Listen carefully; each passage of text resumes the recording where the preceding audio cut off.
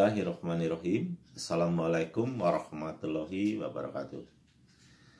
Selamat datang anak-anak para peserta baru SMK HD di Banjaran tahun pelajaran 2020-2021. Bapak sangat bangga dan gembira anak-anak sudah bisa masuk dan mendaftar di sekolah ini. Dan sebelum Bapak menyampaikan dari materi ini, Bapak akan menyampaikan dulu sebuah himbauan daripada pemerintah yang kamu tahu sendiri pada masa COVID-19 bahwa kalian harus selalu mengikuti protokol kesehatan dalam masa kebiasaan baru atau AKB. Antara lain yang harus kamu lakukan adalah selalu menggunakan masker, cuci tangan pakai sabun dalam air mengalir, membawa sarung tangan, dan tetap menjaga jarak. Pada materi kali ini, Bapak akan menyampaikan sebuah materi tentang Qadarkum atau keluarga sadar hukum. Dan sebelumnya, perkenalkan, nama Bapak sehari-hari dipanggil Pak Yayan Suparian. Sehari-hari Bapak mengajar dalam mata pelajaran PKN di SMK Handayani Banjaran. Tujuan dari pelajaran materi ini, pertama, kalian dapat memahami tentang makna kesadaran hukum dalam sebuah keluarga.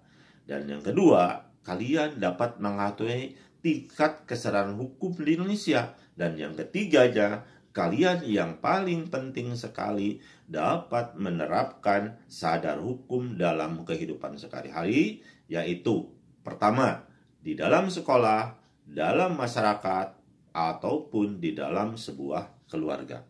Oke, kita lanjutkan. Yang pertama adalah kita pahami dulu makna keluarga, kesadaran, dan hukum. Apa sih yang disebut dengan keluarga? Keluarga adalah unit terkecil dari masyarakat yang terdiri dari ayah, ibu, dan anak yang terbentuk dari sebuah ikatan pernikahan yang sah tentunya atau dari sebuah adopsi. Maka di situ ada jalinan kasih sayang, perhatian dari orang tua, perhatian dari sebuah keluarga tidak akan sama dengan kasih sayang dan perhatian dari keluarga lain. Itu dari sebuah keluarga. Yang kedua adalah kesadaran. Apa sih yang disebut dengan kesadaran? Kesadaran itu adalah sesuatu yang timbul dari diri sendiri, tanpa tekanan atau paksaan dari luar, dan untuk tunduk patuh terhadap hukum yang berlaku. Kita harus sadar. Dan dalam hal ini, maka kesadaran itu harus tumbuh dalam diri kita dan membawa efek positif kepada orang lain. Nah, terus yang ketiga, satu-satu ya, kita bahas hukum. Apa itu hukum? Hukum itu adalah sebuah peraturan atau adat yang secara resmi dianggap mengikat, yang dikukuhkan oleh penguasa atau pemerintah. Ada undang-undangnya, ada peraturannya, dan sebagainya untuk mengetahui pergaulan dalam hidup dalam masyarakat. Untuk apa itu hukum sendiri? Tujuannya, pertama, hukum itu tujuannya adalah untuk keadilan, mencegah terjadinya kekacauan, dan juga untuk menegakkan keadilan itu dan segera memberikan jaminan keadilan pada sebuah keluarga, masyarakat, dan sebuah bangsa. Kita sebagai contoh, bagaimana kalau seandainya di dalam sebuah negara tidak ada hukum? Kamu akan kacau.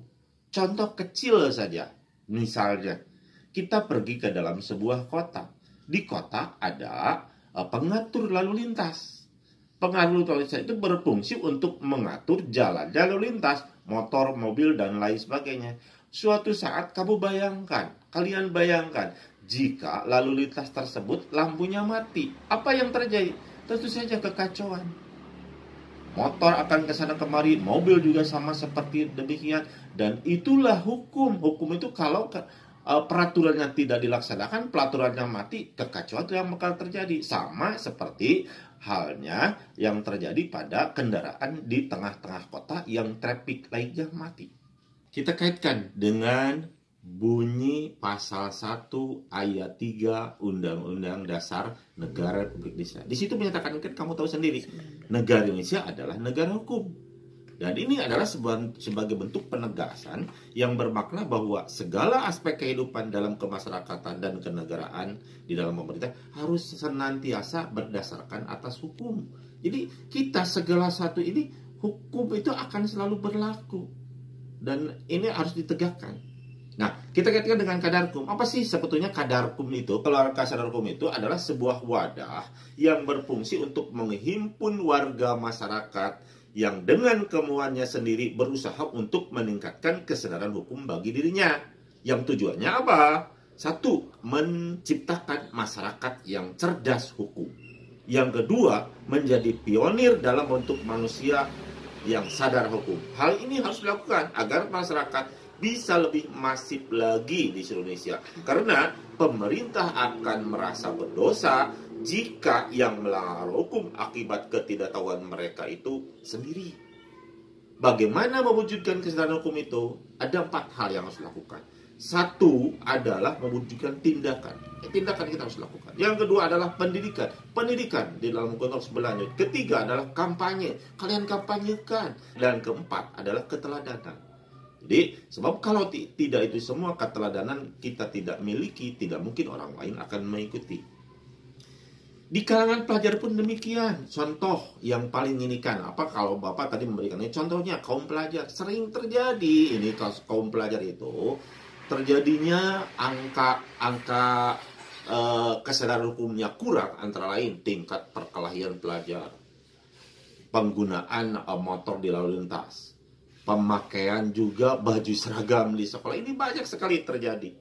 Ini titik awal kesadaran hukum ini ada. Padahal kalau kalian sadar bahwa itu adalah kesalahan yang harus kalian mutlak tidak boleh dilakukan, lakukan, laksanakan dengan sebaik-baiknya.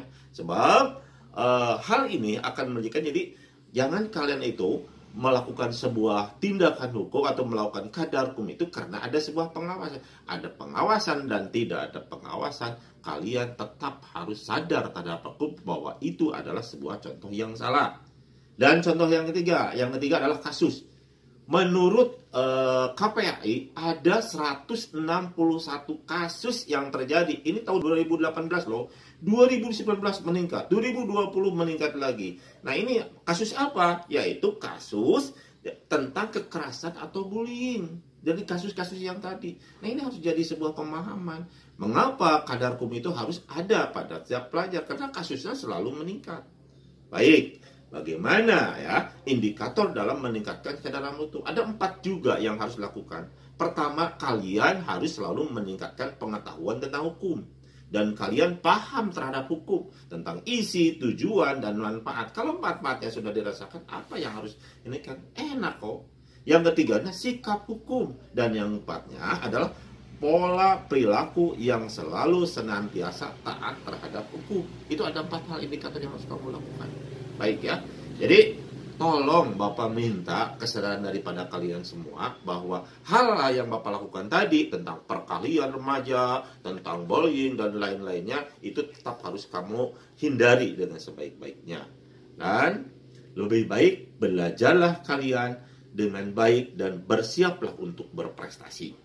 Sebab masa depan kalian bukan diciptakan oleh orang lain. Masa depan kalian diciptakan oleh kalian sendiri. Oke? Selamat berjuang, selamat belajar, dan selamat untuk berprestasi. Baik, terima kasih. Wassalamualaikum warahmatullahi wabarakatuh.